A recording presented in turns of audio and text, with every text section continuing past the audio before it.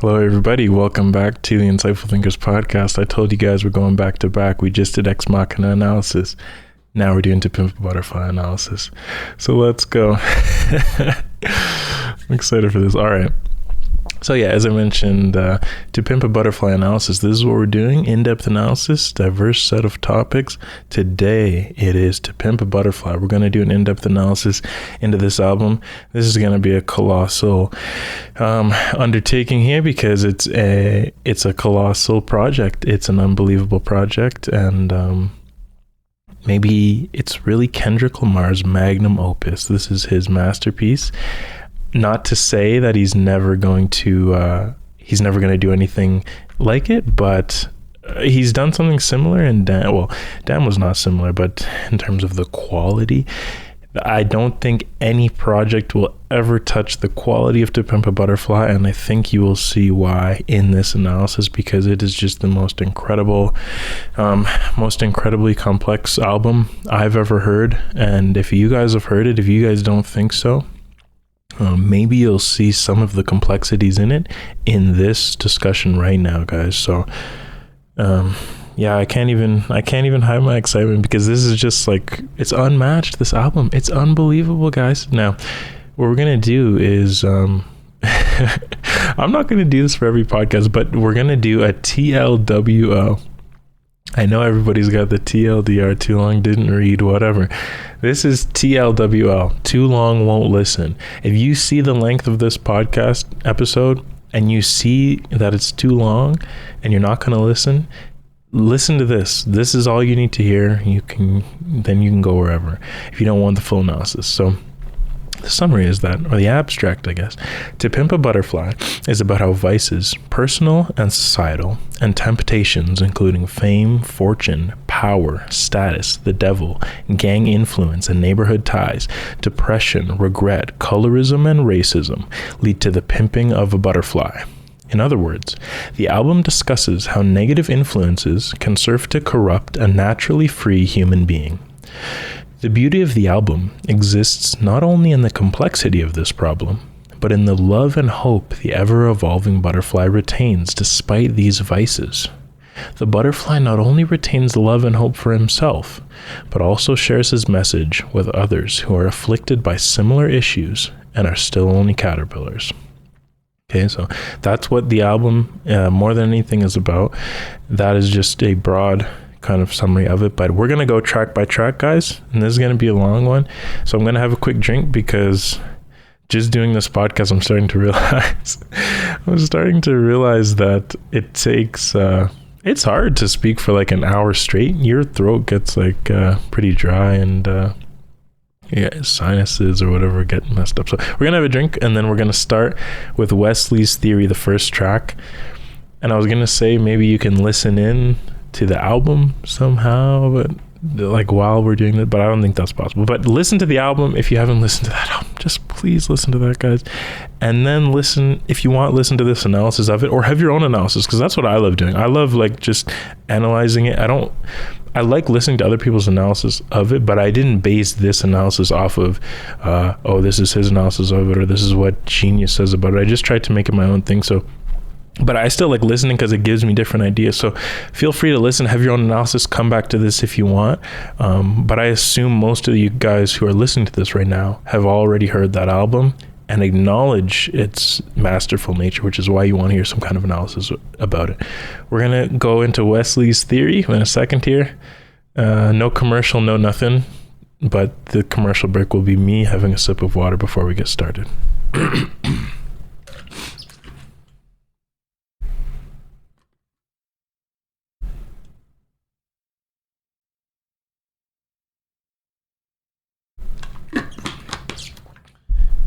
All right, we're ready to go.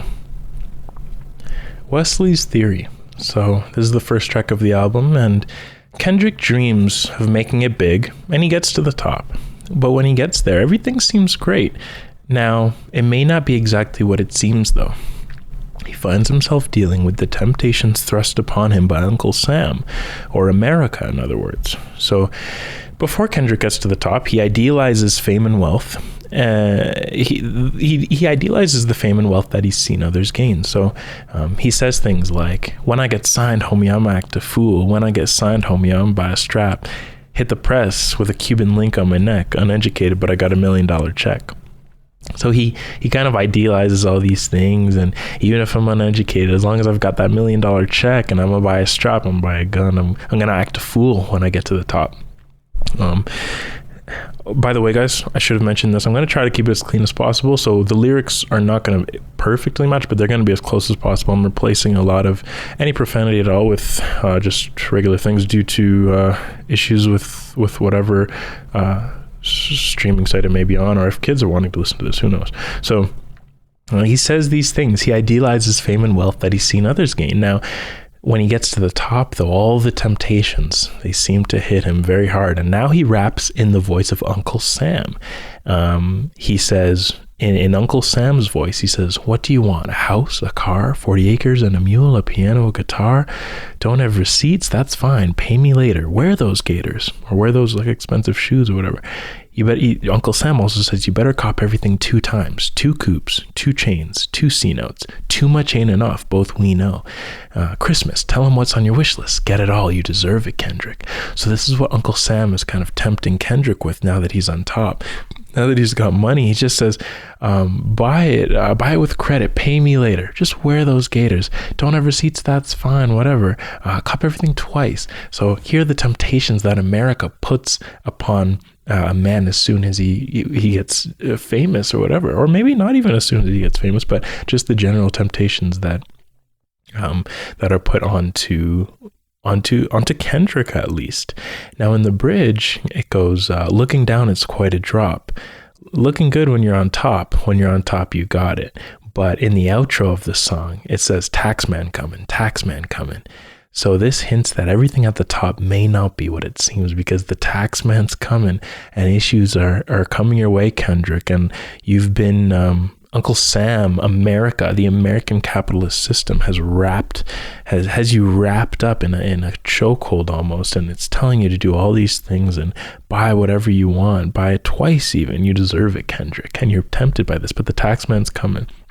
And this kind of discussion about tax is actually, and Wesley's Theory, the name of the song, is a reference to Wesley Snipes, who actually went to jail for tax fraud.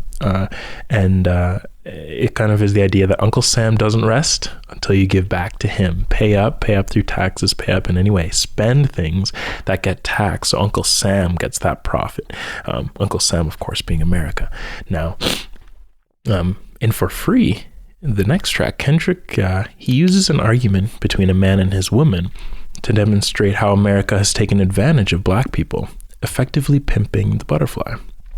So the girl who now represents America, or who is actually America's niece, but she still represents America in this track, because she says, I'm going to get my Uncle Sam to mess you up. So the girl, she tells Kendrick off, telling him all the ways he's worthless. She says, so America is saying, you didn't even buy me an outfit for the 4th. I need a baller. You're off brand. You're going to lose out on a good one.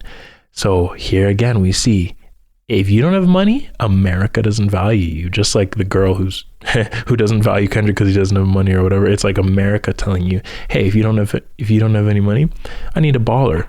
And then you go on to say America goes on to say all these things like, you're off brand. You're going to lose out on a good one. You're going to lose out on this wonderful country. This is similar to the Killer Mike bar that says, how they love the rich and how they loathe the poor. If I say any more, they might be at my door. So America values the rich because it's the rich who have power and influence. They don't care about the poor. They don't have any influence. Now, money means power, and especially in the world of politics, if you've got money, you can influence literally political elections, because you can fund certain politicians, and you say, hey, I'm giving you $10 million, so you better peddle my message on TV, or else I'll take away your funding. That's how America loves the rich and how they loathe the poor, like Killer Mike says, and that Kendrick is kind of talking about in For Free. But Kendrick replies to America to say that, hey, what he does for you, for America, it's not free. After all, as he says in the second verse, I picked cotton and made you rich, so this ain't free. So obviously, I mean, America was literally built on the backs of slaves, and much of the entire industrial revolution and different eras in American growth. And again, I'm not all of these things, guys. By the way, I'm not like a historian, I'm not a scientist, I'm not any of these things. But these are just so if I have any of the details incorrect, just comment or whatever. But a lot of these revolutions and a lot of these things were based on the backs of slaves and the cotton that was being picked through slavery and free labor. As Killer Mike also says in Reagan, that song that I already mentioned, free labor is the cornerstone of U.S. economics. It always has been. And that's why a lot of people are trapped in the jail system, because if you put them there, then they can legally work for free. That's the way that they can work for free. So that people may think this is conspiratory or whatever, but I don't believe that's so. And I believe there were actually things put in place that make America want to create some kind of a free labor system, as in the penitentiary cells. You can, it's hard to even debate that that's the case. So, but either way, we're just going to stick back to the analysis here. So Kendrick says, I picked cotton and made you rich. Now this ain't free. So, sorry, I've just lost my place here. I'm just gonna I've picked cotton and made you rich, so this ain't free. So Kendrick's reply to the girl, or to America, goes into all the ways she's cheated him throughout the years. So she's actually the one that owes him. Again, she being American, Kendrick representing black people in America. So Kendrick says, he says to America, he says, you told me green was all I need, but all I see is spam and raw sardines.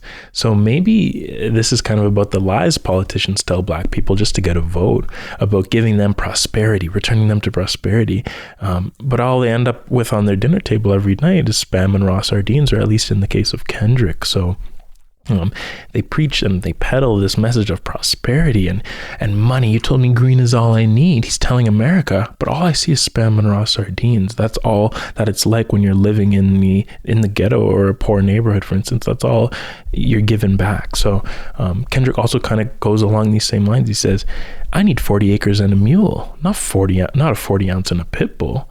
So that is just such a funny lyric, because 40 acres and a mule was a proposal for reparations to former slaves in the aftermath of the Civil War, as a way to get them back on their feet. After slavery was abolished and after the Civil War, you can't just leave them with nothing. So Abraham Lincoln's policy was that we're going to give all slaves 40 acres and a mule to get them started or whatever. But the issue is that this was completely false, because President Andrew Johnson overturned the proposal once President Lincoln was assassinated, and returned the land to the slave owners, and the former slaves ended up with nothing. So as Kendrick says here, they ended up with things more akin to a 40-ounce bottle of alcohol and a pit bull rather than 40 acres and a mule. So that's kind of his rebuttal to America. He's like, you were supposed to give me 40 acres and a mule, not a 40 ounce and a pit bull. You've cheated me, America. So he's kind of like telling his girl, you've cheated me. I haven't cheated you just because I'm broke. You're actually still the one who's cheated me. So you're being hypocritical here.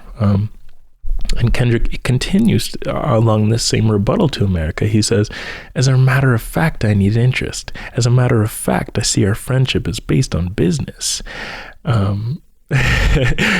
Kendrick can spit these things way better than me, you guys. So just listen to the album, because the way he is also rhyming is also just as incredible as what he's saying as well. So his flow that he's using is just it's so unmatched. It's something that you hardly hear. But we're not here to really analyze the flow. That kind of is standalone. We know that's incredible, but kind of that bar, as a matter of fact, I need interest. As a matter of fact, I see our friendship is based on business. America's friendship with you isn't genuine. That's what he's kind of trying to say. He's like, if you can't make money for the country through tax dollars, whatever, you're useless, So you don't really support me, do you, America? Do you, my girlfriend or whatever? So he's talking back to his girlfriend. As I said, who's America? So at the end of the song, this girl, America, says, I'm going to get my Uncle Sam to kill you. You ain't no king. And that takes us right into King Kunta, because Kendrick is now feeling, wait a minute, I am a king. So he talks his stuff. So So Kendrick's reply to America comes immediately with the hook of King Kunta. Where were you when I was walking? Now I run the game, got the whole world talking, King Kunta. So America wasn't there when he was walking, and he wasn't a baller. His girl wasn't there when he didn't have money, remember? I need me a baller or whatever. But now he's made it to the top, and everyone only wants to cut the legs off him, King Kunta. So now he does feel like a king, and that's all great. He's gotten to the top. He's feeling powerful, but the issue that the album talks about here is with great power, though, does come great responsibility. And what the lyrics also say is, the yam is the power that be. You can smell it when I'm walking down the street. The yam brought it out of Richard Pryor, manipulated Bill Clinton with desires. So what is this all about? So yams have significance in some parts of Africa as a sign of social status. In Chinua Achebe's novel, Things Fall Apart, a man's worth in Igbo society is shown to be largely determined by his yearly yam yield. When Kendrick says he's got the yams, he means he's attained money, power, and prestige. So that's why he says the yams is the power that be. You can smell it when I'm walking down the street. So he's attained this type of power, but is there an issue that comes with this power, though, you guys? Is there an issue? Because I mean, look what he said it did to it. Brought it out of Richard Pryor. It manipulated Bill Clinton with desires, and look what it did to Richard Pryor. So the status Richard Pryor obtained led him to his cocaine addiction, and the influence and power Bill Clinton attained led him to his extramarital affair with Monica Lewinsky. So clearly, having the yams doesn't mean everything will go well, and the temptation when you become successful may be even stronger than it was before in the end, you know? So there is some issue that Kendrick brings up there of, I guess, for lack of a better phrase, with great power does come great responsibility, and even though you have the yams, you still got to be careful out here. Yeah, you can smell it when he's walking down the street, but could there be an issue with this, though?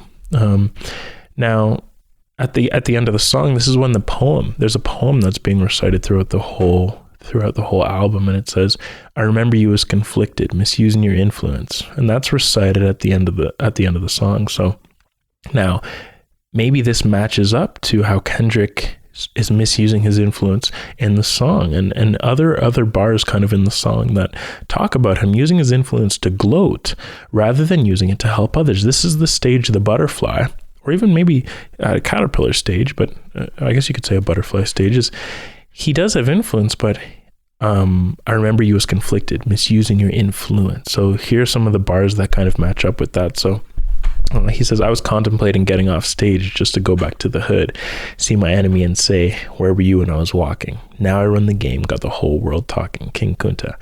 He says, this stuff is elementary. I'll probably go to jail if I shoot at your identity and bounce to the left. He says, I should probably run for mayor when I'm done, to be honest. He says, F the judge. I made it past 25 and there I was. He says, limo tinted with the gold plate, started from the bottom, this the belly of the beast, from a peasant to a prince to a king.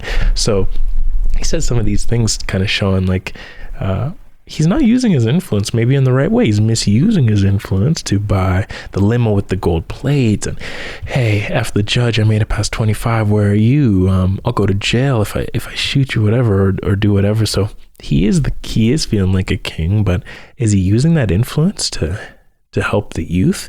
And this is why this album is so incredible, the forethought, because at the end of the album, he kind of talks about how, I almost feel like I should say spoiler alert, because that's how incredible this album is. It's like a movie. So, but obviously everyone probably should have listened to the album already before listening to this. So just the idea that he's talking about misusing his influence. Is he doing it really for the kids in Compton? And at the end of the album, he comes full circle finally, and he does start to use his influence properly. And the butterfly starts to spread words of wisdom and love and knowledge in songs like I and Complexion and things like that to the youth. And You Ain't Gotta Lie. So, but right now, as a king, feeling the way he is in King Kunta, he's not using his influence correctly. And this takes us into institutionalized. So the idea in institutionalized is that maybe even at the top, Kendrick is still trapped and institutionalized. He remains institutionalized in his mentality of idealizing wealth. So what he says in institutionalized is, I'm trapped inside the ghetto, and I am proud to admit it. Institutionalized. I keep running back for a visit. I could kill a man, so what? So here we see how he has the mentality he acquired from growing up in the streets, never having anything, you know. Even though he's at the top, he even actually still has the idea to rob someone due to temptation. He's boxed in by this ghetto mentality, kind of like how Cole said, he's stuck in like a Ville mentality. So what he says in the song is, one more sucker waving with a flashy wrist. My defense mechanism tells me to get him quickly because he's got it. No more living poor. Me, my 4-4. When I see him, put per diem on the floor. Now, Kendrick, no, they're your coworkers, but it's going to take a lot for this pistol to go cold turkey. Now, I watch his watch on the TV and be okay, but see him on the clock once that watch landed in LA. So he's kind of talking about like he still is tempted by like idealizing, because he's idealizing wealth. He's seeing someone's watch on the TV or whatever, and he's tempted by that, and he wants to rob him. He wants to he wants to steal his watch with his flashy wrist. So he still is tempted, and he's dealing with these vices because he's boxed in by that idealization of wealth and status. This is one of the things that served to pimp the butterfly on his journey. Now the song also ends with Snoop Dogg's outro, summing up the institutionalized mind state Kendrick finds himself in. Kendrick says, talented, but still under the neighborhood ruse. You can take the boy out the hood, but can't take the hood out the homie. So you can take Kendrick out of the hood, but maybe you can't really take the hood out of him. His idea, like his negative ideas that have been swimming in his mind since he was a kid living in Compton or whatever. And this is causing an issue for Kendrick even while he's at the top. So kind of like in King Kunta, we see the issues he's been afflicted with throughout his life. Money doesn't erase the pain. Another actually J. Cole lyric, money will not erase the pain, you know, and or even like your mentality, and you'll be stuck with that. So Kendrick is clearly still stuck with that, and he is perhaps a butterfly.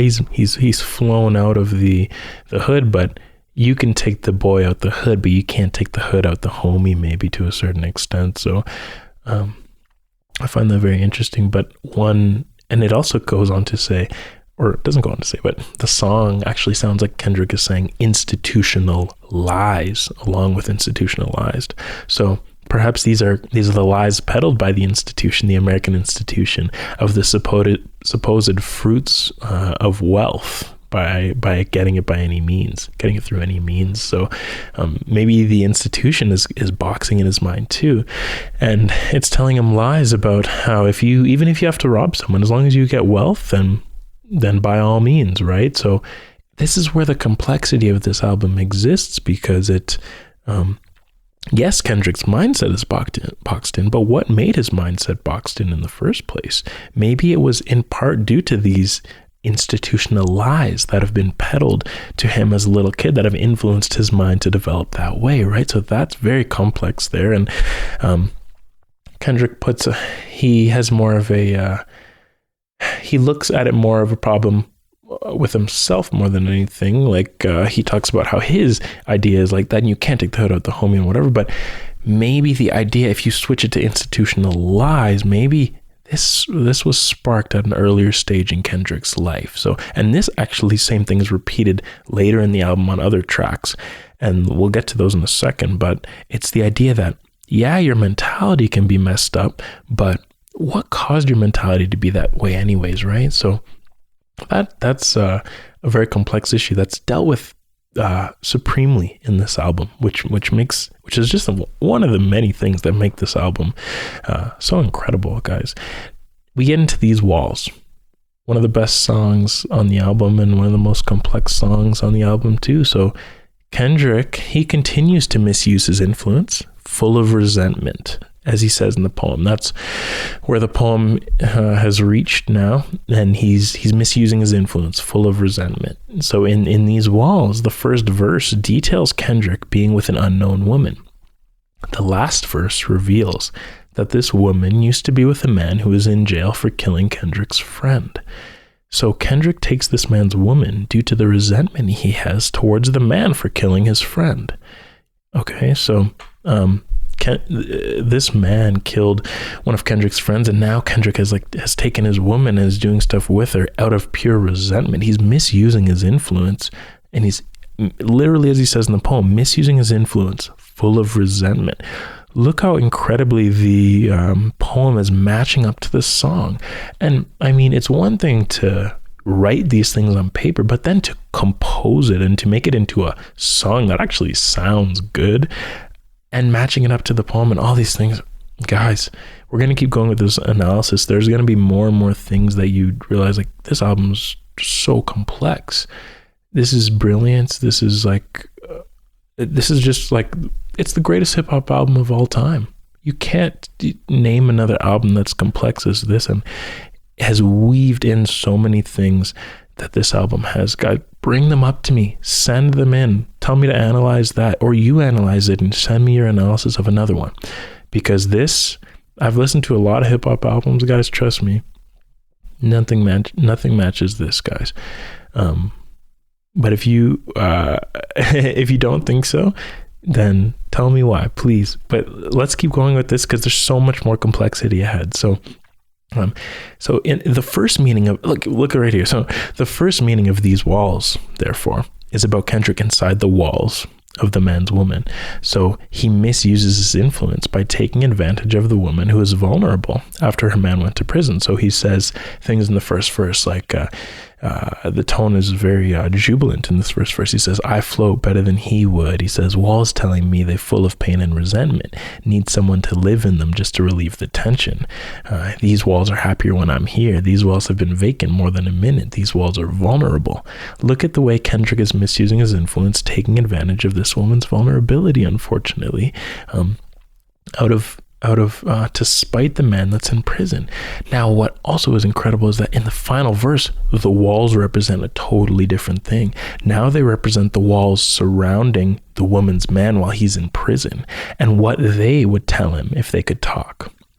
Now we're going to read some of this final verse of what the walls now represent. Now they represent the walls, what the walls are telling the man, but that may not be the case, but we'll talk about that in a second. So, some of the third verses.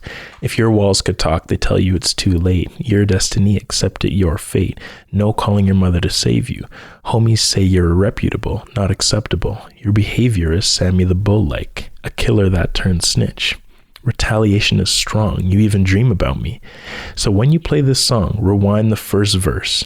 About me abusing my power so you can hurt. About me and her in the shower whenever she wants me, about me and her in the after hours of the morning, about her baby daddy currently serving life, and how she thinks about you until we meet up at night, about the only girl who cared about you when you asked her, and how she's messing with the famous rapper, Walls Can Talk.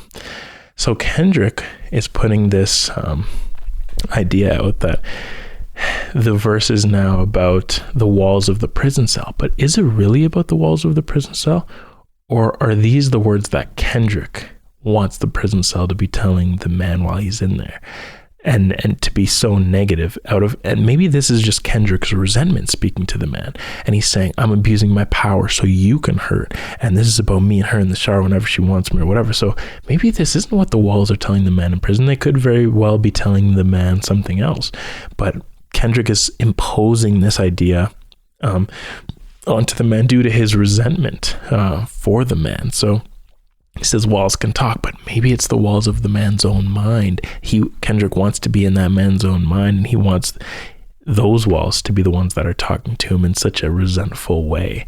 So clearly Kendrick is misusing his influence, and we go on to the poem. The poem is kind of tracking the album as it goes through, and it now goes on to, I remember you as conflicted, misusing your influence. Sometimes I did the same, abusing my power, full of resentment. So that's where we're at now, right? Now, how it goes into the next track, it says, resentment that turned into a deep depression. I found myself screaming in a hotel room. So this track, it's one of the most, again, incredible tracks you'll hear. In You, Kendrick unravels from this deep depression and finds himself screaming in the hotel room. You hear these screams at the start of the track. He's now ruined with anxiety and depression, even though he's on top and he's able to abuse his power and have resentment and he feels like he's a king or whatever. Now, he's so depressed on this track, and this one is definitely worth the listen. If you're not going to listen to the whole album or whatever, please, guys, listen to this because it's so incredibly crafted, and the way he like modulates his vocal tone to sound like he's crying and things like that. And I can't really do it justice just reading it, but that's what I'm going to do now, because just to get some understanding just with what we're analyzing right now, you guys. So he speaks in third person, actually, saying how loving you is complicated. So loving myself is complicated. His depression is fueling these negative thoughts, and it's very hard to hear some of the things Kendrick is now feeling, because this is what Kendrick, we have to assume, actually like had been feeling maybe around when this album was released. He says, I place blame on you still. This is him talking to himself. Place shame on you still. I feel like you don't feel confidence in yourself. You ain't nothing. I'm convinced your tolerance is nothing special. What can I blame you for? I can name several situations. I'll start with your little sister Bacon, a baby inside, just a teenager. Where was your patience? Where were your antennas? Where was this influence you speak of? You preached in front of 100,000, but you never reached her. You're a failure. You ain't no leader. I never liked you. Forever despise you. I don't need you. The world don't need you. Don't let them deceive you. Numbers lie too. Thought money would change you. It made you more complacent. I hate you. I hope you embrace it. So here we see like tremendous anxiety and guilt that Kendrick, even though he's taken a man's girl, he's feeling like a king before this or whatever, like he's still like distraught with so much horrible depression, anxiety, and feeling so much guilt. And for instance, like I can name several situations I can blame you for. I'll start with your little sister. She was baking a baby inside and she was just a teenager. Where was your patience? So we have to assume maybe Kendrick wasn't really patient with her and wasn't really helping her through that situation. Where were your antennas? So you made it big, but were you not thinking back to home and family? Like, where were your antennas, man? You've preached in front of 100,000, man. Look how big your shows are, but you never reached her. So you're a failure. So you're not a leader, and these are Kendrick dealing with his own kind of, his own pain and things like this and guilt. And, he's having a lot of trouble with this, guys, in you. And, these are other things that can pimp the butterfly. Now, what's pimping the butterfly and hurting the butterfly on his road is depression, anxiety, and guilt and self-hate. And he's drinking. You can hear the gulps of alcohol during the track. You can hear his tone. It's like he's crying. Actually, I don't 100% know if it's this verse you can hear that he's crying, but it might be the next verse where his tone changes. But either way, guys, like the track is incredible with that. And also one thing I put here was just the unbelievable rhyme scheme used. Like look at the way, so if you actually look at the bar, he didn't finish the bar the way you usually do. So he says, what can I blame you for? I can name several. The next bar starts with situations. I'll start with your little sister Bacon, new bar, a baby inside, just a teenager. Where was your patience? So to hit the rhyme and to hit the right, to hit the bar properly and to keep the timing, he actually puts the end of the sentence at the next bar. Like, this is stuff, you guys, that I've only seen it in Kendrick and Andre 3000. Again, guys, how much hip hop have I listened to? You can quiz me on whatever, but it's like, that's all I've heard it from off the top of my head. I may need to Google, but those types of rhyme schemes are so rare. Like, it takes so much skill to be able to execute things like that. The fact that he's doing that and saying such deep stuff, guys, I mean, what else can you say? This guy's unbelievable. So I definitely wanted to make a note of that. Now let's get into another verse here, and I'll kind of keep reading and I'll let you guys kind of interpret for yourself. So he says, again, filled with anxiety and mostly just guilt for what has happened. Even though he's on top, he says, you're the reason why mama and them leaving. You ain't nothing. You say you love them. I know you don't mean it. You're irresponsible, selfish, in denial, can't help it. Your trials and tribulations are a burden. Everyone felt it. Everyone heard it. Multiple shots, corners crying out. You were deserted. Where were your antennas again? Where was your presence? Where was the support that you pretend? You ain't no brother. You ain't no disciple. You ain't no friend. A friend would never leave Compton for profit or leave his best friend, little brother. You promised you'd watch him before they shot him. Where were your antennas on the road? Bottles and girls. You FaceTimed him one time. That's unforgiven. You even FaceTimed instead of a hospital visit. Guess you thought he'd recover well. Third surgery. They couldn't stop the bleeding for real. Then he died. God himself would say you failed. You didn't try. So like this, it's just the same thing. Like so much guilt about things were happening back in Compton while Kendrick made it big. And he's being so low on himself because all these issues that happen, and he can't get past that self-blame. He feels like he's selfish. He feels like he's irresponsible. He feels like he abandoned his friends. Where were his antennas? His antennas in terms of he should have known what was happening back in the city. He should have known that guy was dying.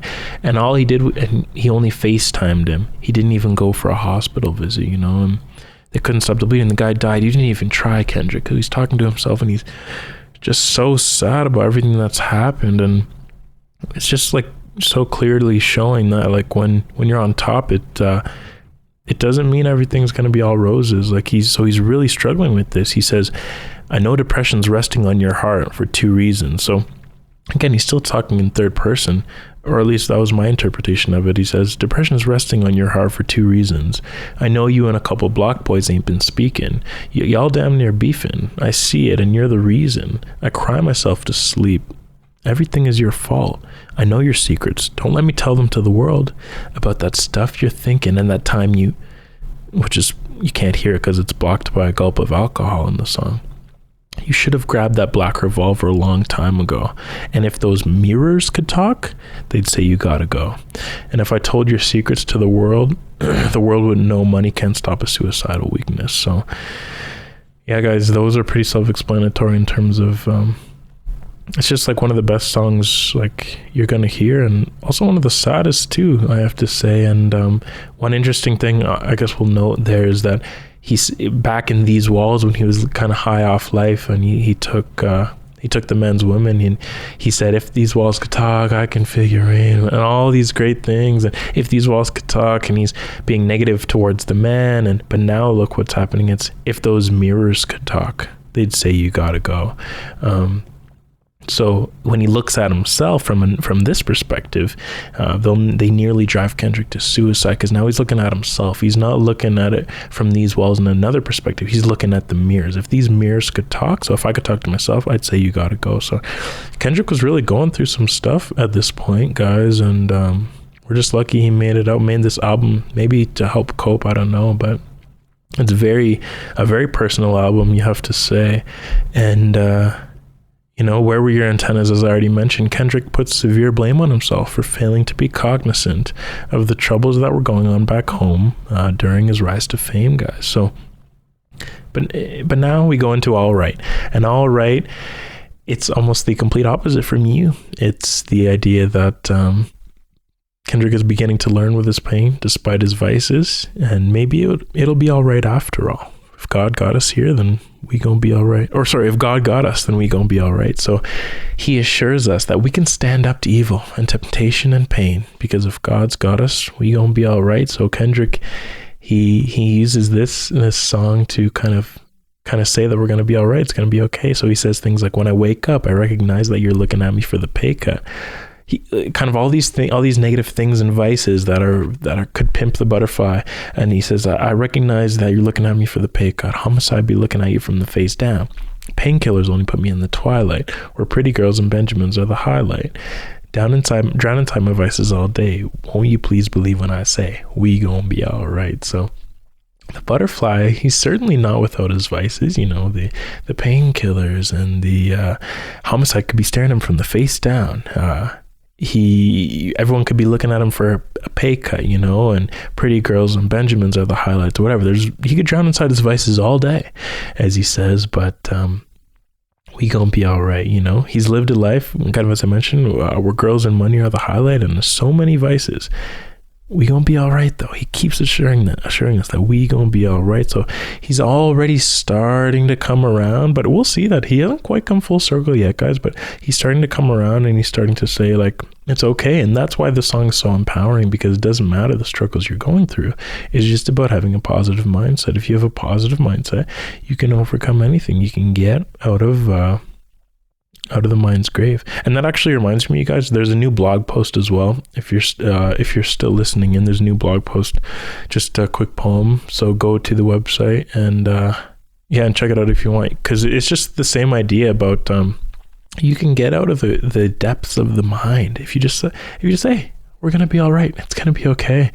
Not everything's as bad as it seems. It doesn't need to be that way, you guys. So but then obviously we see there's a new temptation that's introduced, and this is why I was saying Kendrick hasn't completely come full circle, because just as Kendrick begins to overcome his troubles, a new character comes into the fold, and this is Lucy, or Lucifer. So again, it's like a personalization of a character. It's he personalizes the devil and calls her Lucy. And Lucy is now like a girl who's trying to tempt Kendrick in all right. So Lucy, the devil, says kind of something similar to what Uncle Sam was saying. She says, what do you want? A house, a car, 40 acres and a mule, a piano, guitar, anything. See, my name is Lucy. I'm your dog. Put the candy, paint it on a regal. Ain't a profit big enough to feed you. Every day my logic is to get another dollar just to keep you. So we notice the 40 acres and a mule reference again. So now Lucy, the devil, she heard Kendrick wanted 40 acres and a mule rather than 40 ounce and a pit bull. Kendrick said that on a few tracks ago, but now she's saying, oh, you want 40 acres and a mule? I can give you that. So the devil's coming in with temptation, another thing, trying to pimp the butterfly, trying to tear the butterfly down. And temptation, that's kind of the nature of the devil. So he's encapsulated Lucy in a pretty incredible way, because that's kind of the way the devil comes at you, right? When you're on top, everything's going to be all right. Here comes the devil. So at the end of the song, now look at that. It's still connecting and matching back up with what's happening in the song. So the poem, I should say. So the poem continues. Found myself screaming in a hotel room. I didn't want to self-destruct. That's from you. But the evils of Lucy was all around me, so I went running for answers. And this flows perfectly into For Sale, where Kendrick now finds himself completely under the influence of Lucifer, the devil. And for free, we see how Kendrick is now tempted by Lucy as she tries to get Kendrick to sell his soul to her. And look what Lucy says on For Free. The devil, guys, it says, Lucy give you no worries. Lucy got million stories about these rappers that I came after when they was boring. Lucy fill your pockets. Lucy move your mama out of Compton inside the gigantic mansion like I promised. Lucy just want your trust and loyalty. Avoiding me? It's not so easy. I'm at these functions accordingly. Lucy don't slack a minute. Lucy work harder. Lucy will call you even when Lucy knows you love your father. I loosely heard prayers on your first album, truly. Lucy don't mind, because at the end of the day, you'll pursue me. And I want you to know that Lucy got you. And all your life, I watched you. And now you're all grown up to sign this contract, if that's possible. So look at the way the devil is now playing Kendrick. And it's so funny, like, I heard prayers on your first album, truly. That's a reference to Section 80, when Kendrick is like, there's recordings of him praying on the album. And Lucy says, I heard prayers on your first album. It doesn't matter to me, because at the end of the day, you'll pursue me. I'm the devil. So the temptations are going to outweigh these prayers, you know? And look what else Lucy says. She says, I don't slack a minute. I work harder. I'll call you even when I know you love your father. So a father in terms of like God the Father, for instance, it could be. And Lucy will still call you up, even though she's going to work harder. The devil's going to like work so hard to tempt you, right? And if you follow Lucy, if you follow the devil, I'll move your mom out of Compton inside the gigantic mansion. Why did Kendrick say gigantic mansion? Because look at the way the devil is speaking to him in such a scatterbrained way. Instead of saying gigantic, she's saying gigantic.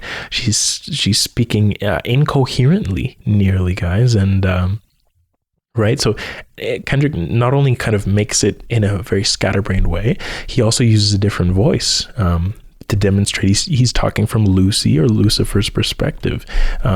He says things like Lucy got, Lucy fit, Lucy move, Lucy work. So it's just very scatterbrained and very creative from Kendrick Lamar to do this. And so I kind of already mentioned, like, Lucy heard prayers and knew Kendrick was a man of faith. She knows at the end of the day, you'll pursue me, because all the unavoidable temptations that add up, that the devil keeps thrusting upon you. And a lot of these things are just so unavoidable. So she literally tries to get him to sign the contract at the end of the album to give himself up to the devil. And then now the poem fills in to kind of match up with this. It says, the evils of Lucy was all around me until I came home. And Kendrick does return home in Mama, but this home it's not actually back home. It's actually in Africa. Kendrick went to Africa. He went to Robben Island when he was kind of composing this album to reflect on his life. Robben Island is where Nelson Mandela was imprisoned for many years, and Kendrick goes there to reflect in Mama. So he says things like, thank God for rap. I would say it got me a plaque, but what's better than that? The fact it brought me back home. So the experience Kendrick has gained as a famous rapper has him believing he knows just about everything to know about life. Actually, that's in the next part, but in this little part here, he says kind of, rap did get me a plaque and rap did this, and now Kendrick's in kind of the reflection phase. He says things like, I would say it got me a plaque, but what's even better than that, it brought me back home to my roots, to Africa, to where my ancestors are from, to be able to reflect. Now we can continue with the idea that Kendrick, in the song, he believes he knows just about everything there is to know about life. He says, I know myself, the morality, spirit. He's saying this in Mama. I know morality, spirituality, good and bad health, Compton, lawyers, advertisement and sponsors, wisdom, bad religion, good karma, history, cars, clothes, girls, money, highs, lows, groupies, junkies, how people work, the price of life. I'm knowing what it's worth. Until I came home, until I realized I didn't know anything until I came home. So Kendrick thinks he knows it all, but it's not until he's humbled by sitting in the Robben Island cell in Africa when he can finally reflect. It's not until he comes home when he realizes all the frivolous things he knows from being famous don't mean anything. Now, this is also represented later in the song when he meets a boy in Africa who, in a very humbling way, shows Kendrick that he may not be everything he thinks he is, despite his fame and status. So Kendrick he thinks he knows it all, right? Until he came back to Africa, he says to reflect. I realized I didn't know anything until I came home. Then in, I think, the second verse, he talks about meeting an African boy there who kind of also reaffirms this idea that Kendrick, hey, you're famous, man, but do you really know it all? Like, does it really mean anything to be famous? So the boy looked at him and said, Kendrick, you do know my language. You just forgot because of what public schools had painted. Make a list of everything you thought was progress, and that didn't mean anything. I know your life is full of turmoil, spoiled by fantasies of who you are. I feel bad for you.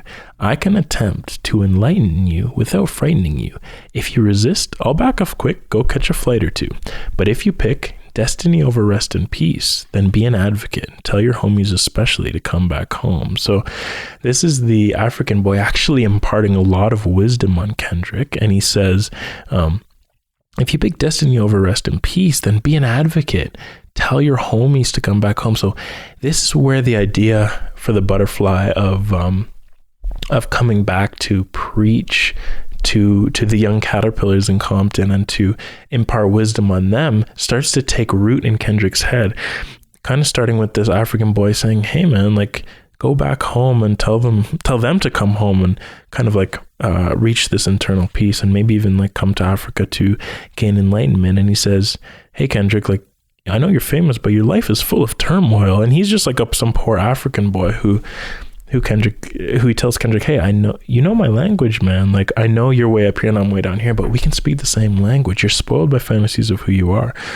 I feel bad for you. I can attempt to enlighten you without frightening you, you know? So he's enlightening Kendrick here. And this is how Kendrick kind of realizes, hey, I didn't know anything until I came back to Africa, because now this little boy is even telling me like, make a list of everything you thought was progress. And that didn't mean anything. Kendrick's like, are you serious? Like, I thought that meant everything. I thought this fame I gained was everything. King Kunta, I'm a king. I can do it all. Like, how did I? So when he came home, he realized he didn't know anything. So when the boy actually says, Kendrick, you do know my language, you just forgot because of what public schools had painted. What's happening here is that public schools never taught Kendrick his history or where his people came from. But the boy assures Kendrick that in reality, he does know how to connect with him.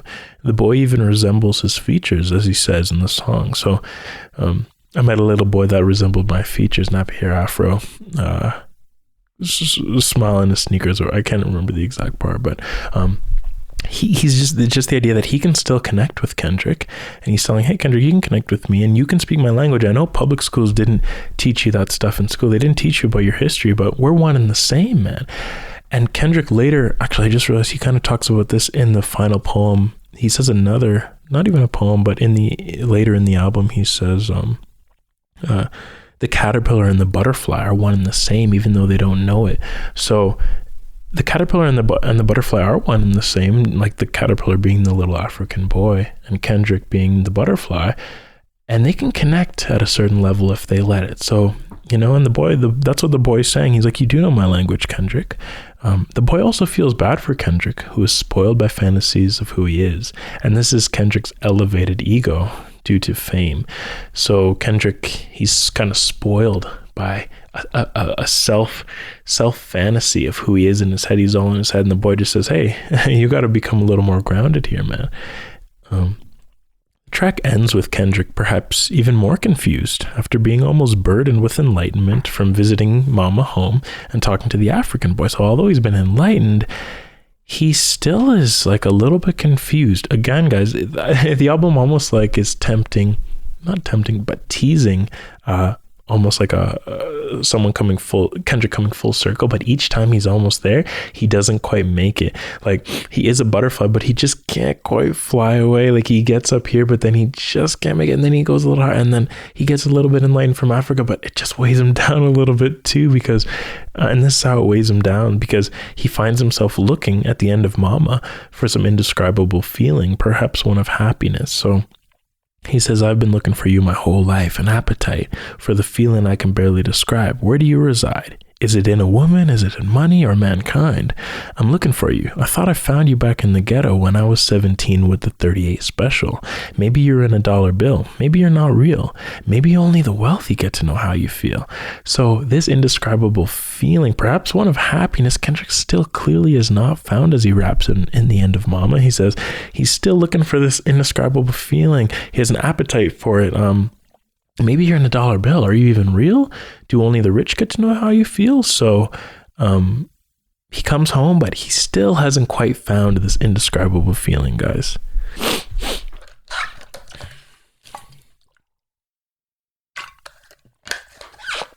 And this becomes clear in hood politics. He's not enlightened, guys, by any means. And the butterfly comes back home, back to the hood, back to his roots, and he's now pulled down by his neighborhood ties. Yet another factor that pimps the butterfly. Some of the things he says here, showing he's pulled down by his neighborhood ties and kind of his, not just his neighborhood ties, but his elevated perception of self. He says, nobody can mess with you. 14 years later, we go hard like we used to, kind of on the block, right? The little homies called and said the enemies done clicked up. Ain't nothing new but a flu of new Demo Crips and Republicans. So obviously the gangs in Compton. So he still has these neighborhood ties, and he's saying a lot about these things in hood politics. He says, they give us guns and drugs, call us thugs, and make it they promise to mess with you. Obama say what it do. So kind of America almost like makes it their promise to mess with you, and then Obama just like says it's whatever. I think this was like, when I always like hear this, and I always think it's a little bit harsh on Obama, because it's funny how we're constantly tying into J. Cole, but J. Cole also said in High for Hours, he talked about how he met with the president and he asked Obama, like he said, hey Brock, like, don't you see the oppression of your brothers in the struggle or whatever? And Obama, his reply was that, yes, I see it, but you know what it is, man, it's just politics. It doesn't let me do everything that I always want to do, right? But keep moving forward, like, don't stop and do whatever you can. to move forward. So maybe it is a little bit harsh on Obama, but either way, it's just the idea that how America kind of like, they kind of what he's saying, they give us guns and drugs, they call us thugs, they make us, they're promised to mess with you, but then the supposed savior of black people in America just says, what to do? He says whatever, right? So Kendrick is kind of, whether he's speaking facts or not, you can see how he's weighed down by still a lot of negativity here. And look what he said. And he's also, he's weighed down by power as well. He says, ask me about power. Yeah, I got a lot of it. I'm the only one next to Snoop that can push the button. I had the coast on standby. I could box them all in, landslide. So he's now the kingpin in the neighborhood if he wants to be back home in Compton. I mean, it's Kendrick Lamar. He can push the button to kind of end a rival gang whenever he wants to. You know, so Kendrick is still, he's weighed down by these ties to his he's boxed in by his mentality that he's gained over the years through growing up in Compton and whatnot, right? So the poem continues. It says, I went running for answers until I came home, but that didn't stop survivor's guilt, going back and forth trying to convince myself the stripes I earned, or maybe how A1 my foundation was. But while my loved ones was fighting a continuous war back in the city, I was entering a new one.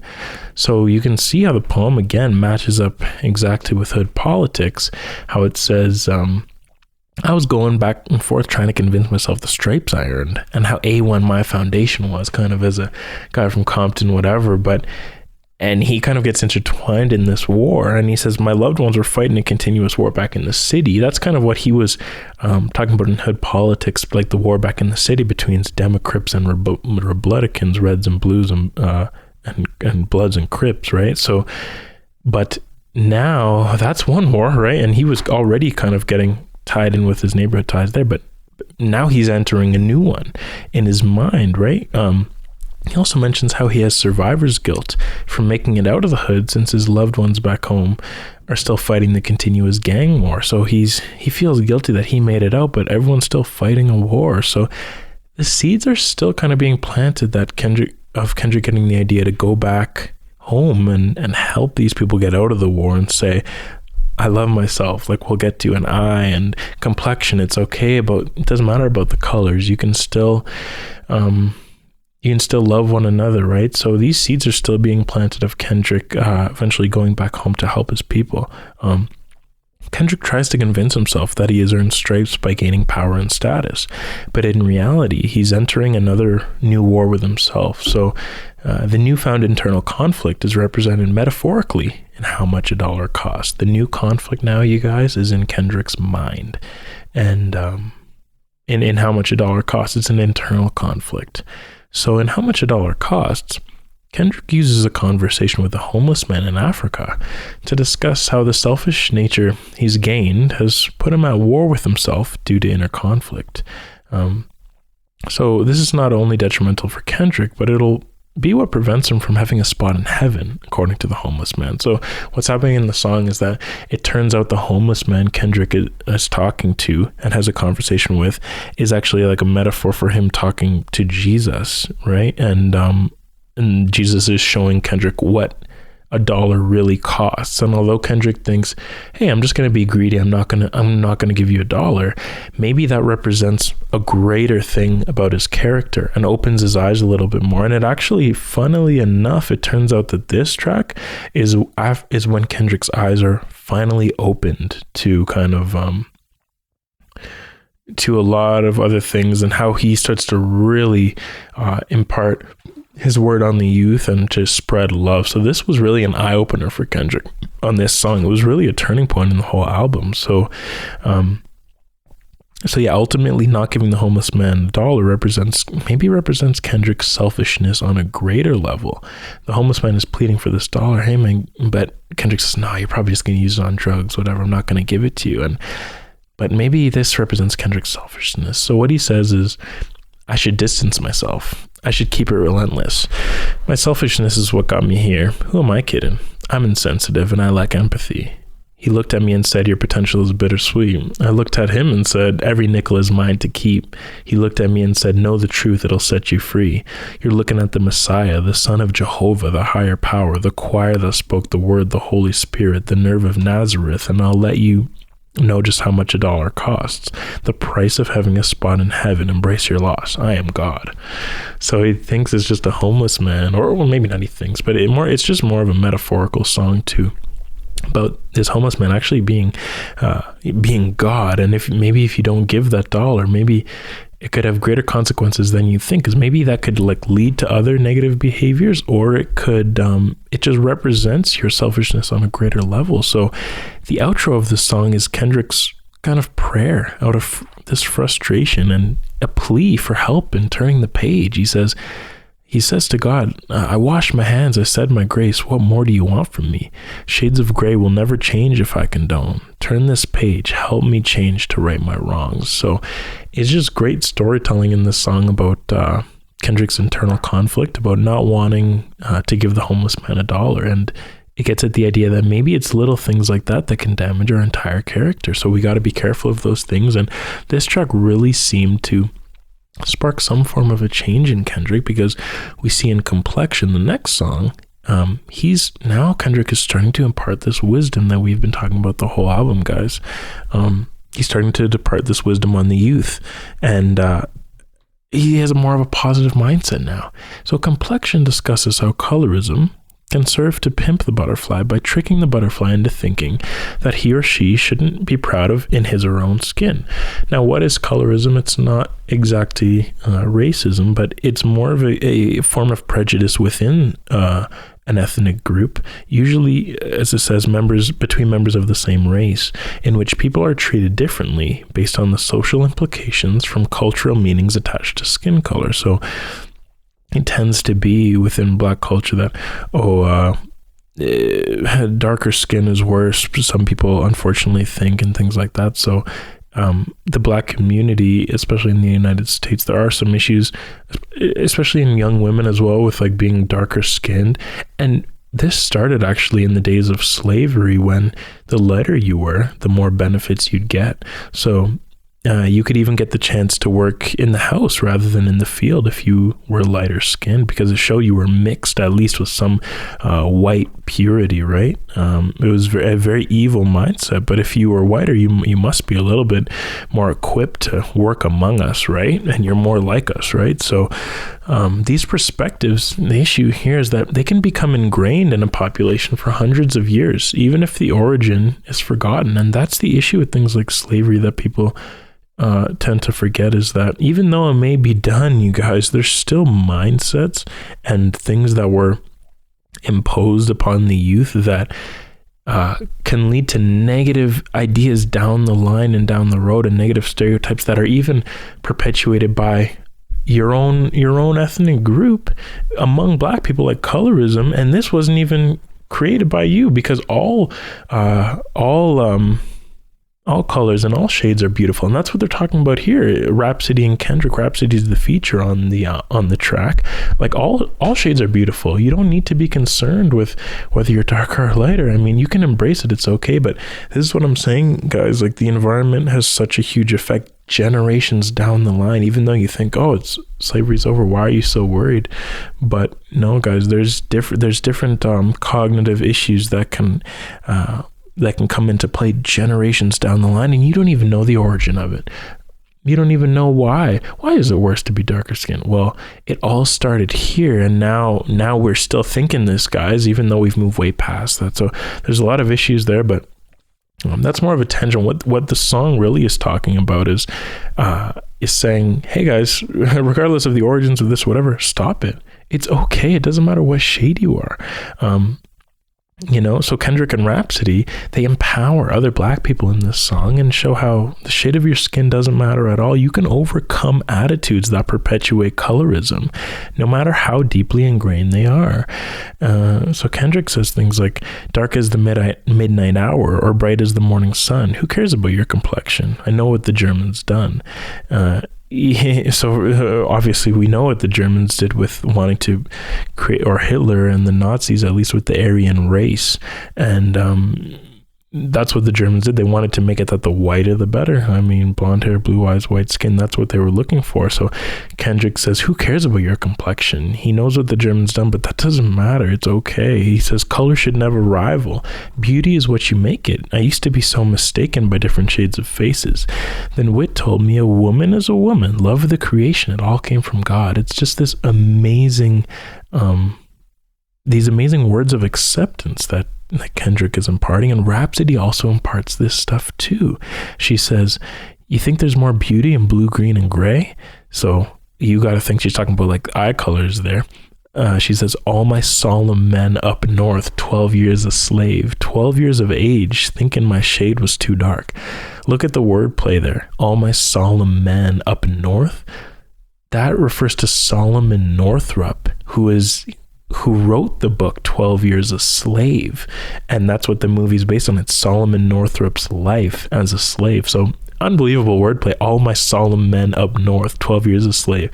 She goes on to say 12 years of age, thinking my shade too dark. So look at the way these perceptions impacted her even as a young girl. I love myself. I no longer need Cupid. So now she's finally loving herself. My shade is not too dark anymore. Now she's enforcing her dark side like a young George Lucas. So it's like look at I guess you could say wordplay in a sense there of her dark side, like George Lucas made Star Wars. So she's now enforcing her force, like the force, enforcing my dark side. So she's embracing her blackness is basically what she's saying. And she says, light don't make you smart. Being dark don't make you stupid. So I just think that's absolutely incredible, that verse, the wordplay, everything. Like even the feature, man, like when I think back, who was featured on that? Well, Snoop was featured, Rhapsody. Thundercat, I guess, or there's a few features actually. There's someone on Black of the Berry, but this is like this feature, like even the features stand out on this album, man. Like it's just absolutely incredible. So she goes on to say, black is brown hazelnut, cinnamon black tea, and it's all beautiful to me. Call your brothers magnificent, call all your sisters queens. We all on the same team. Blues and Pyrus, no colors ain't a thing.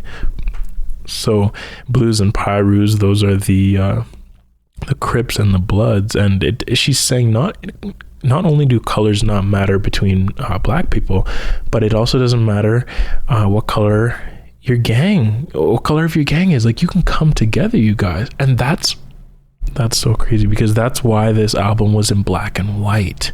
The cover, it doesn't matter what the color of your gang is, whether it's red or blue. We're all one and the same. We can all come together and just blend together. Colors do not matter. Maybe that's why the album was in black and white. But the cover, I'm just thinking about that now, but that's just an interpretation, I guess my personal interpretation, but I think that could be why it is. And it comes from this song Complexion. Like colors do not matter, you guys, and no colors ain't a thing. That's what Complexion is trying to say, you guys. Now, I apologize, you guys. I'm going to take 1 second. I'm going to make sure we're still recording, because this is an incredibly long episode right now.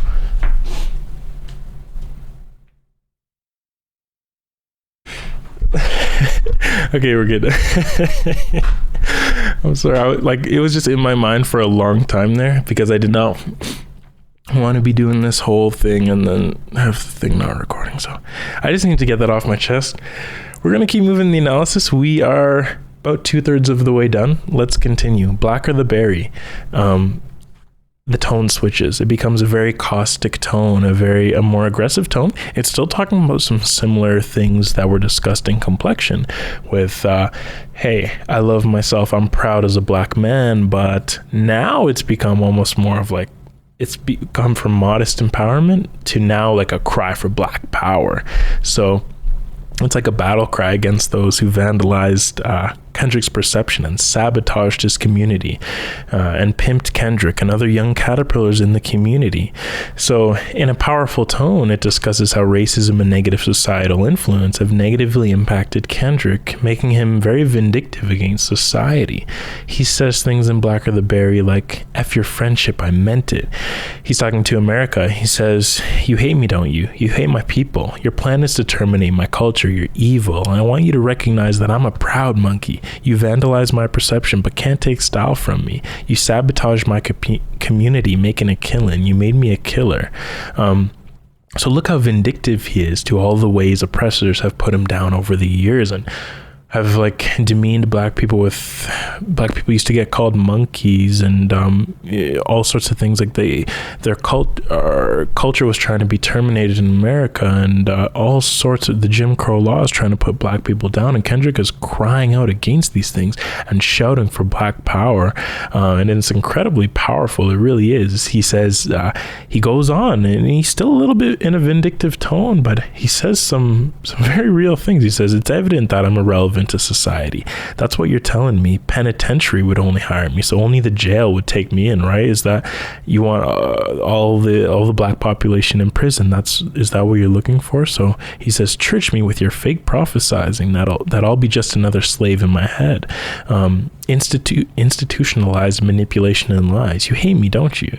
Jealous of my wisdom and cards I dealt. Watching me as I pull up, fill my tank, then peel out. Muscle cars like pull-ups show you what these big wheels are about. Black and successful.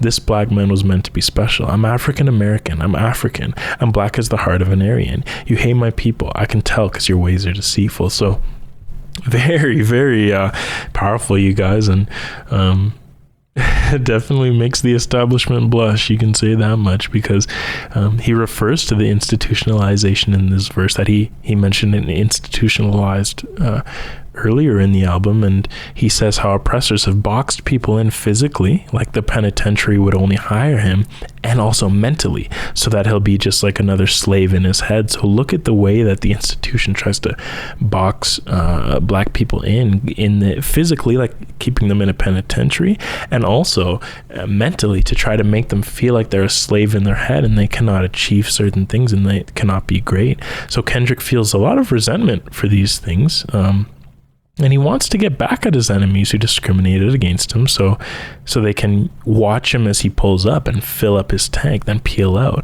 Muscle cars like pull-ups, to show them what these big wheels are about.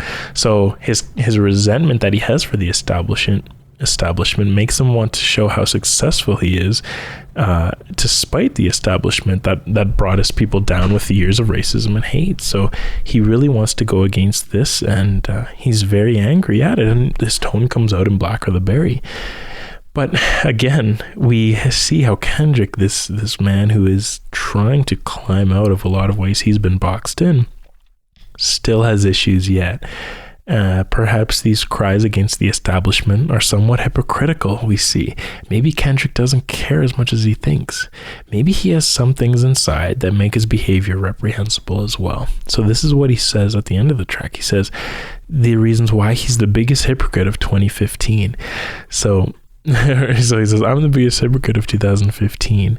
So it don't matter how much I say I like to preach with the Panthers, the Black Panthers, or tell Georgia State Marcus Garvey got all the answers, obviously Marcus Garvey being a Jamaican civil rights hero, or try to celebrate February like it's my B-Day, February being Black History Month, or eat watermelon, chicken, and Kool-Aid on weekdays, those being stereotypical foods that Black people enjoy, or jump high enough to get Michael Jordan endorsements, or watch BET, Black Entertainment Television, because urban support is important. Why did I weep when Trayvon Martin was in the street? When gangbanging will make me kill a man blacker than me. I'm a hypocrite.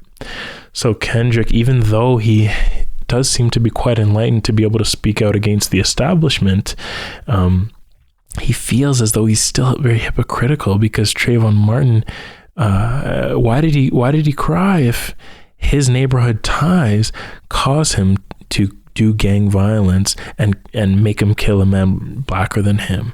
So if he's going to preach out against all these things, why is he still involved in gang violence? Or maybe not still, but his mind state, why does his mind state make him feel that way and make him like resentful to other black men? If he is all for black power, why does he want to kill a black man? So that's why he feels he's a hypocrite. So again, you guys, we see like an incredibly complex relationship of, yes, the establishment has pimped the butterfly, but also now the butterfly is like pimping himself, because he's now confused, and now he feels like he's a hypocrite. So all the stress ends up on his own shoulders, and now he feels like he's all messed up when maybe it was the establishment that created that in the first place. But now all the weight is left with him, and now he's the only one that's hurting at the end of it. Even though he can try to speak out for Black power and Black empowerment, he's still very messed up inside, and he feels like he's a hypocrite. So that's the complex relationship that is demonstrated so well here. Like, why is he involved in gangs in the first place? Perhaps because of the years of slavery that set Black people back so far, so that they grew up in a negative environment where drugs and gangs were the only answer. So there's that issue of the establishment doing that, but then there's also the issue of himself feeling negatively and feeling like anxiety and guilt and sadness as he felt in You, or feeling like he's hypocritical and feeling some self-hate, like he is in or maybe not even self-hate, but yeah, it was self-hate in You, but feeling hypocritical in Black or the Berry. So regardless of whether it was the establishment or if it's his own mind playing tricks on him, all the pain still rests on him, and he's left in the end thinking negatively of himself. And this is how the establishment has pimped Kendrick's mind. Now he just finds himself turning against himself due to all the things that turned on him throughout his life. So it's such an incredible song to get at the complex relationship there of, yes, I can speak out against the establishment, but when I turn that mirror back to myself, I just feel like I'm a hypocrite. And that's really what this album, what's happening here is like, it's crying out against a lot of issues that the Black community faces, and I guess you could say the poor community at large, and that they face, and what America has done to hurt them. But then when you turn that mirror back on yourself, you irrationally or rationally, you are still hurting in the end. And that's so problematic. And that's what Kendrick's really getting at. I absolutely love that, you guys. I just love this album. It's incredible. Kendrick Lamar, if you ever hear this podcast, dude, like, thank you for everything you did, because we needed this album. Like, and these, like the gang, not only the people in the gangs, like the streets needed this, man. This is what the streets need. They don't need all this garbage that a lot of hip hop has become. They need real words like this. So thank you for that. You're a legend. I hope this audio recording exists forever in podcast land, YouTube land, online, whatever, man. And just me like showing my appreciation to you, what you do. You are that butterfly that we need as young Black men, as Black women, as anyone, man, as that anyone needs just for self-empowerment. Thank you for that, man. So we'll continue with the analysis. It's funny. I mean, I know Kendrick is not going to be listening to this, but let's continue, guys. It's an analysis of The Thing. If Kendrick ever listens, it's the craziest thing ever. You Ain't Gotta Lie. Kendrick, that's the name of this song. Kendrick is finally coming around and learning to accept himself for who he is, a butterfly. And even though this butterfly was pimped out in many ways, he can still remain himself and accept himself.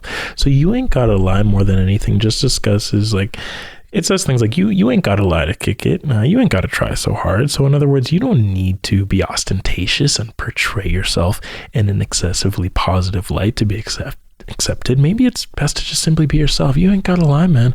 Just be yourself. Kendrick says words like, I can see your insecurities written all on your face. So predictable, your words. I know what you're gonna say. Circus acts only attract those that entertain. So Kendrick is kind of getting to the idea that enhancing our self-image, it only comes from insecurity, and this insecurity is easy to notice. So you're better off just being secure with who you are instead of building up your self-image for others. So Kendrick is really coming around full circle. I told you, ever since How Much a Dollar Costs, and actually Black or the Berry, he did kind of revert back to some of his vindictiveness a little bit and have negativity and feel negative about himself. But it's like, that's the way life works, man, because you think you've turned the corner, and you are turning it, but it doesn't take like one realization to turn the corner. It's a lot of things along the way, and a lot of ups and downs. Like as you go, kind of as we mentioned, like you can have a song like Complexion, but then it can be like a little negative and like a little bit off kilter, like Black or the Berry. But then you can go to like You Ain't Gotta Lie and I Later, and you like, you're on your journey. There's going to be ups and downs, and look at how well that album encapsulates these types of things. So in You Ain't Gotta Lie, he's coming around and he says things like asking, so yeah, like, you ain't gotta lie to kick it. Just be yourself. You're asking where the girl's at to impress me. You're asking where the money bag's at. Say you got the burner stash to impress me. It's all in your head, homie. You're asking where the plug at to impress me. You're asking where the jug at to impress me. You're asking where it's at. It only upsets me. You ain't gotta lie to kick it. You ain't gotta try so hard. So he's kind of like now imparting this wisdom onto other people, and he's saying, like, kind of maybe from self-realizations he's learned along the way, like, you don't need to pretend to be hood or gangster to be loved and respected, man. Loved and respected, like as Kendrick says, that's all in your head. Just be yourself.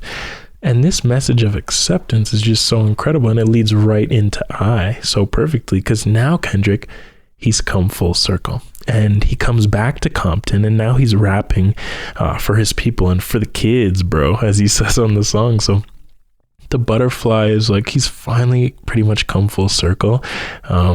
He's not without his troubles. You're never going to be without your troubles, but his mind state is on the right wavelength. And the fact that you'll never be without your troubles, that's shown on Mortal Man. And he says there's still going to be some troubles, but I've accepted my role as someone who is going to impart wisdom for the streets. I'm not going to be talking all this King Kunta, I'm a king, these walls, I want you to hurt. Now it's more of, hey, love yourself. And that's what's said on I. So he loves himself, no matter his flaws and the negative influences that pimped him along the way. So he says, I done been through a whole lot, trial, tribulation, but I know God. The devil want to put me in a bow tie. So many people want to down me, illuminated by the hand of God. I love myself one day at a time. Sky could fall, wind could cry now. Look at me, I smile. I love myself. Obviously, that's an abridged version.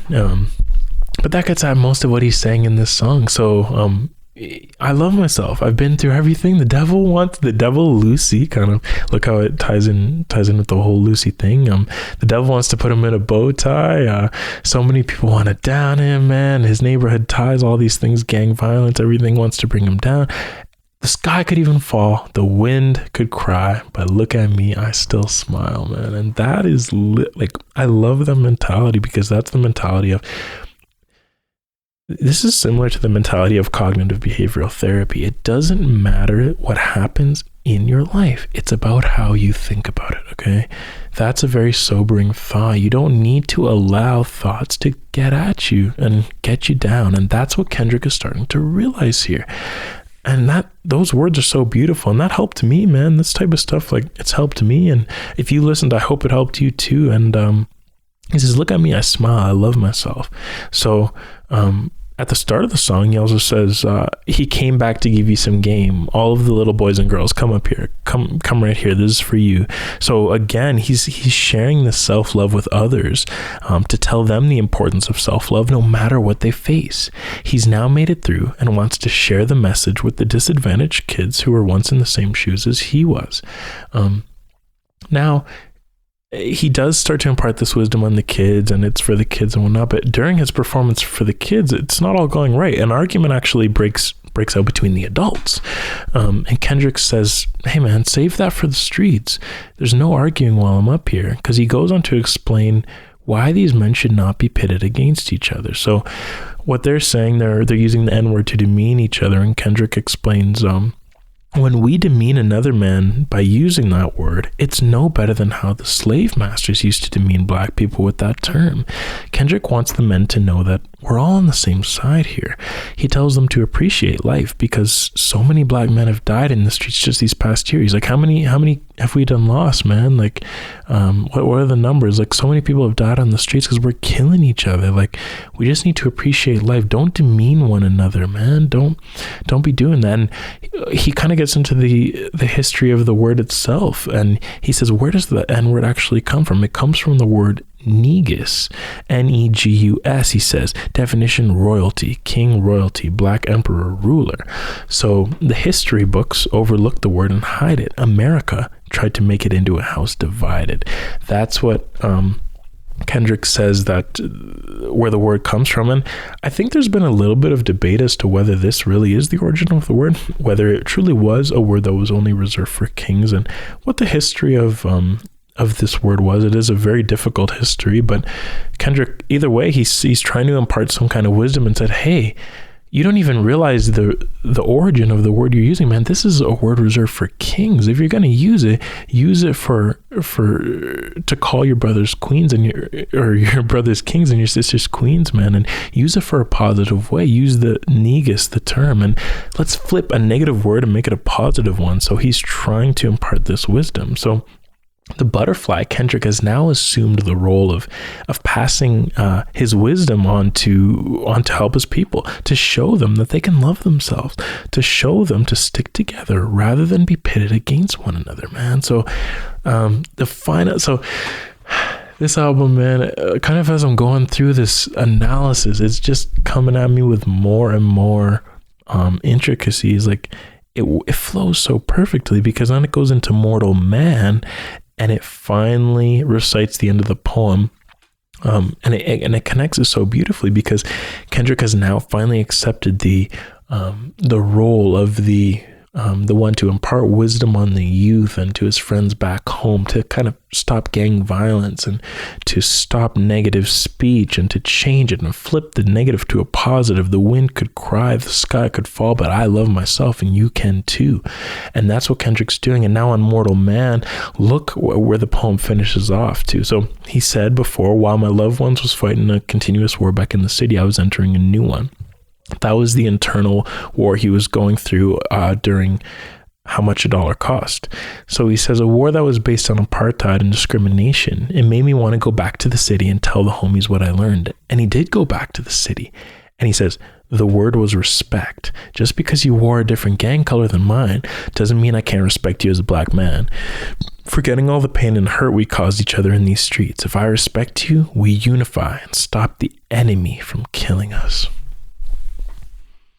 That's so crazy, because that's not really, the enemy is not Crips versus Bloods, man. The enemy is the mindset that's been imparted on you. That's what's killing you guys, thinking that as soon as you see someone wearing blue or red, you got to kill them. No, Kendrick's saying you don't need to do that, man. Just because you wore a different gang color doesn't mean I can't respect you as a man. Like, you can still respect him. That's why you get the sense that Kendrick made this for the gangs, for them to listen to this album and to change them, man. And I pray that it made a change in them, because it really, like, if they listened, I'm sure they'll get something out of it, man. And because it's just such a great tape for that to end. Well, it'll never be ended, you know, guys. But even if he reduced it in any way and made one guy say, hey, I'm not doing this anymore, I want to respect you, and let's stop the enemy from killing us. The enemy is not you. It's what's imparted a negative perspective on both of our minds, making us think that we have to do this and we have to kill one another, man. We don't need to do that.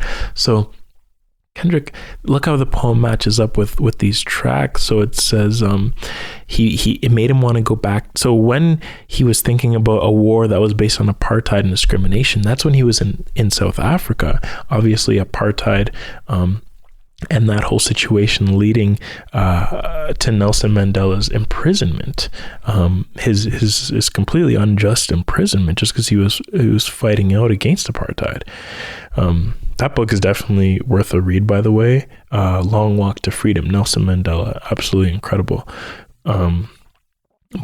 So anyway, so he goes back to South Africa, and then it makes him want to come back home to the city and tell his homies what he learned. And look what he did. He did do that. He went back to preach these things, to preach love and respect on You Ain't Gotta Lie and an I. So Kendrick is now the messenger to try to bring peace in his community that is ravaged by gang violence. The color of your gang doesn't matter, man. I can still respect you as a black man. That's what he's trying to say. And he's now fully taken on the role of the messenger to spread love and wisdom to all the caterpillars in the city, the little kids in Compton and beyond, who look up to him as a butterfly who made it out. So of course there is this idea, but he still acknowledges that he will continue to have ups and downs, even as someone who is looked up to by the youth. So it's the idea that like as you're climbing that ladder, and he, like as I was mentioning, you're trying to come full circle, but there's still things that are gonna afflict you along the way, and it's just about Kendrick accepting that as a messenger. And he says, do you believe in me? If I'm tried in the court of law, if the industry cuts me off, if the government wants me dead, plants cocaine in my car, would you judge me as a drug head or see me as K. Lamar? Or question my character and degrade me on every blog? When stuff hits the fan, are you still a fan? As I lead this army, make room for mistakes and depression. So look how he's saying, like, hey man, like, I'm not perfect. Yeah, I'm the messenger and I'm the butterfly who made it out, but I'm not perfect. Make room for mistakes and depression, man. I'm gonna have some rises and falls, but please see me as K. Lamar as I try to help you guys too.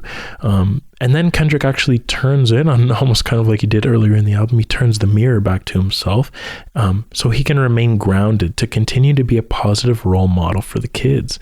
So he says, I went to Robin's Island analyzing. That's where his cell is. So I could find clarity, like how much you cherish me. Is this relationship a fake or as real as the heavens be? How tough is your skin when they turn you in? Do you show forgiveness?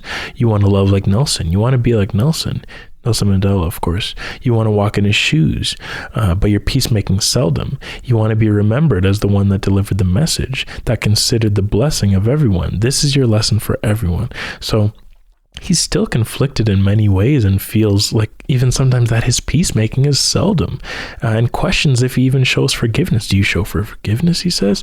But in the end, he affirms that regardless of his ups and downs, he can still be the butterfly.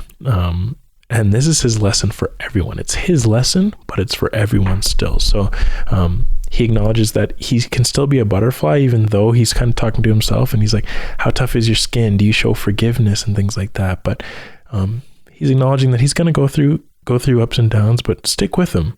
I'm going to help you guys, and I'm here for you guys. And the album finishes with Kendrick reflecting during a conversation with Tupac, and they talk about how the poor are negatively impacted by the world around them, but one day they'll rise up, and maybe that takes help from butterflies like Pac and Kendrick, and these little caterpillars to get out of their cocoon. And that's kind of what Kendrick and Pac are talking about. It's a long conversation they have at the end of the album. Obviously, it's a voice recording of Tupac from an old interview, but so it's kind of like Tupac was like Kendrick's butterfly, and now Kendrick is the butterfly for the youth. So Kendrick is kind of asking Pac, like, hey man, what type of things can I impart on the kids to make them grow into butterflies, just like you helped me grow into that, right? So and Kendrick actually reads this as well. So he says the caterpillar, and this kind of ties together the whole album, guys. He says the caterpillar goes to work on the cocoon, which institutionalizes him. The caterpillar is a prisoner to the streets that conceived it. Its only job is to eat or consume everything around it in order to protect itself from this mad city. The caterpillar can't see past his own thoughts. He's trapped. When trapped inside these walls, like in the cocoon, certain ideas start to take root, such as going home and bringing back new concepts to this mad city. The result? Wings began to emerge, breaking the cycle of feeling stagnant. Finally free, the butterfly sheds light on situations that the caterpillar never considered, ending the internal struggle. So that's what we've been talking about the whole time, guys. This is the album kind of summed up. It's the idea that the caterpillar, as he's like kind of becoming that butterfly, he's like being pimped out in a lot of ways, whatever. But when he makes it, he can impart wisdom. Wings begin to emerge, and it breaks the cycle of feeling stagnant. And when he's finally free, the butterfly can shed light on situations for the youth. The caterpillar never might have considered these things while he's in his cocoon, but that can end the internal struggle, and then that caterpillar can break free. That caterpillar being whatever kid in Compton that's listening to that, or maybe even people in the gangs who are still caterpillars, because all they're doing is, their only job is to eat everything around them and consume it. They're in like a concrete jungle out there, man, and they're in a mad city. He references that his old album, of course. He also references how the caterpillar goes to work on the cocoon, which institutionalizes him. Institutionalized, he talked about there. When trapped inside these walls, kind of like that's the mentioned to these walls, the song, of course, but the walls kind of the cocoon, certain ideas start to take root, such as going home. He talks about home, like going home in Mama, and bringing back new concepts to this mad city. Look how complex that is, guys. Like, how do you even think of these types of things, man? And but anyways, it's like there's a caterpillar who's trapped, and although he also says, I actually didn't write it down, but he says in the poem, the caterpillar and the butterfly are one and the same, but they don't even realize it. It's not until they make that connection. Maybe kind of like the African boy, who might be a caterpillar, but he's one and the same with Kendrick. And even though he's the butterfly, and they can speak their same language, but they just got to impart that wisdom, and then it ends the internal struggle, and then the caterpillar is no longer trapped.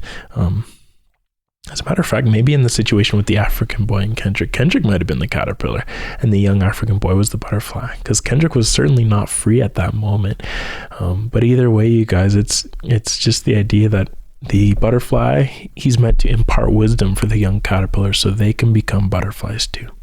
That's what this album is about, guys. And just as a conclusion, here are some of the vices that pimped the butterfly along the way. So just to sum up everything we've been talking about for the last hour and a half, guys, and thank you for listening to this point or watching to this point, you guys. I just I can't thank you guys enough, because I just love doing this. And as I said, whether there's even one listener at this stage or not, I'm going to still do it, because I just love to think about these ideas and to think critically about these things. And there's some pieces of art that are worth breaking down and analyzing. This is one of them. This is one of them that it's worth spending all day on, guys. I could spend all day on this masterpiece, guys. But just to sum up, some vices that pimped Kendrick along the way, or the butterfly. So Wesley's theory, we can remember it was America, or Uncle Sam. In For Free, it was again America, or Uncle Sam's niece. King Kunta, power and influence. The Yams, institutionalized. The issue was neighborhood ties and this idealization of wealth. In These Walls, it was power and influence. And now that Kendrick has power, he can act upon, and it was vengeance as well. He can take vengeance against this man who killed his friend. In You, it was a song about depression and anxiety and guilt and getting over that. And all right, he was getting over it, but still Lucy comes, and which is the devil who afflicts him and who pimps the butterfly. In For Sale, again, we see the devil. Is your soul for sale is kind of what that whole song is getting at. In Mama, it's about fame and status, and this idealization of who he is tricking him, his inflated ego, as the African boy tells him. In Hood Politics, again, we see he's afflicted by neighborhood ties and status. I could push the button whenever I want. I'm the only one next to Snoop that can push the button. I'm like a king in my city, kind of. And how much a dollar costs. It's inner conflict from selfishness. Should I even give this homeless man $1? And what does that mean if I don't give this homeless man $1? I don't think it means much. Maybe it means the whole world in the end. In Complexion, it's colorism and things that have afflicted the Black community in for the last few hundreds of years, you guys. In Blacker the Berry, it's racism and negative societal influence imparted upon him from an America that suppresses Black people in very many ways, you guys.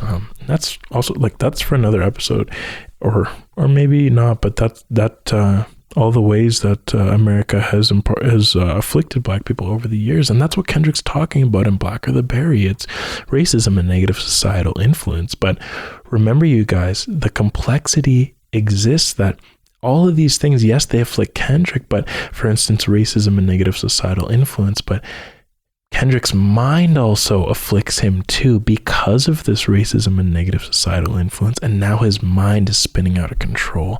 So he has to deal with the effects on his mind and then all the effects that are trying to box him in from the outside too. So that's where we see that the complexity of this album exists in the nature of some of the issues Kendrick finds himself facing. He is being pimped by his own depression, regret, selfishness, hypocrisy, power, influence, anxiety, fame, and vindictiveness at many points in the album. But many points in the album indicate that the reason he has these vices in the first place is due to negative societal influence which afflicted him. These factors include Uncle Sam, America, money, gang influence, neighborhood ties, the devil, racism, and colorism. So there are things from the outside and from the inside that are afflicting Kendrick Lamar, you guys, and preventing a lot of caterpillars from spreading their wings. Guys, this album was, thank you for listening in up to this point, guys, and I'm just loving this right now. I'm loving analyzing these things. I'm loving critical discussion about these things. I think we're missing it a little bit in society. Some in-depth discussion. It's hard to find, guys. Well, it's not that hard to find. Read books, man. Like, just read books. I bet like you could read 100 books on things similar to what Kendrick is talking about, and there's some in-depth analysis for you right there. But I just want to like make a podcast discussing it too, because I know that's one thing. I haven't heard like a lot of podcasts that are in-depth analysis into a lot of topics too. So I just love doing that. We're gonna keep rolling. I'm saying this after every episode. We're gonna keep rolling, guys, no matter what, man. One listener, a million. But that doesn't mean I don't want a lot of people to hear it though. Like if you like what you're hearing, man, the best way to support is just share it. I said that literally a couple hours ago because I just recorded or even less. Yeah, a couple hours ago I recorded Ex Machina and I said the same thing. But it's up to you how you want to support it, man. Just share it. Share it with 2 people is what I've been saying, or even like any part of the video or podcast with 2 people, or share it with or like, comment, rate. We have a Patreon too. Go to the website. The link is in there as well. If you want to support monetarily, guys, it doesn't matter. Do whatever. If you like it, just please support it, because I like it. I love what I'm doing, and I just thank you guys. I thank you guys for listening in. I thank you guys for wanting to like think critically about these things too, because I think it's really important. I think what Kendrick has released here is it's true poetry. It's masterful work. It really is, guys. And I love it, man. I absolutely love it. So thank you guys for listening in. Insightful Thinkers Podcast. That's I like that because I'm losing track of the number now, but I think this is number 5 because I just recorded this is number 5, or it could be number 4 depending which one uploads first, this and Ex Machina analysis. Listen to that one too, guys. That's going to be dropping. We're going to be dropping same day or either the day after, however quickly my computer can export the files, guys. So we're going to keep rolling. And by the way, guys, stay safe.